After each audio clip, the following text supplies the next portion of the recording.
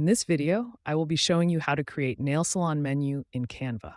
Let's get started. I start on the Canva homepage and head straight to the search bar, typing in nail salon menu to find a good starting point.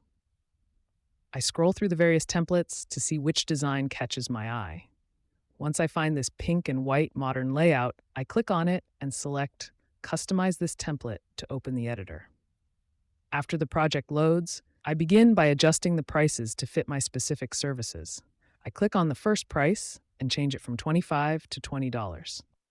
Next, I update the gel polish application to $40 and the full set of acrylics to $60.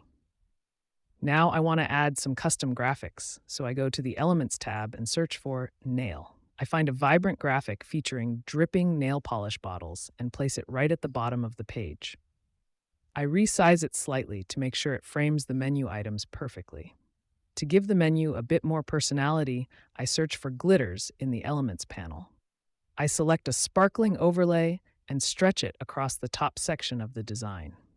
Since it's a bit bold, I open the transparency settings and dial it back until it's just a subtle shimmer behind the text.